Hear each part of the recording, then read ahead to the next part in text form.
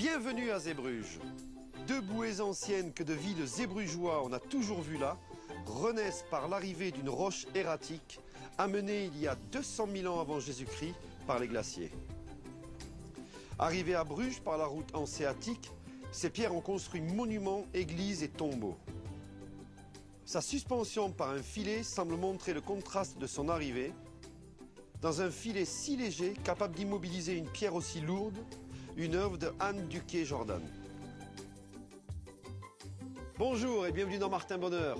Aujourd'hui, nous sommes à Zeebruges et on cuisine ensemble une salade de poulpe. Allez, c'est parti.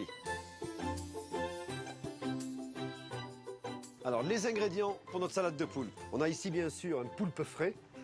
On a des herbes, un petit peu d'aneth, du basilic. On a un oignon, des feuilles de laurier et encore un petit peu d'estragon. Et pour terminer, du vinaigre de xérès et de l'huile d'olive.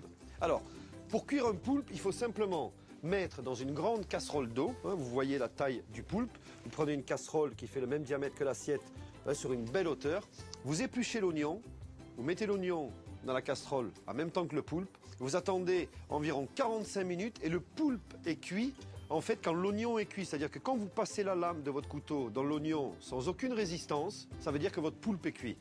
N'oubliez pas, quand il est cuit avant de le cuisiner en salade, il faut que vous veniez ici avec un petit chiffon et parfois même un petit cure-dent, enlever dans les petites ventouses un petit peu les petits points noirs qui restent, c'est quand même plus agréable. Alors une fois que votre poulpe est cuit, vous le coupez et là on va séparer les bras en fait, tout simplement, regardez. Hop.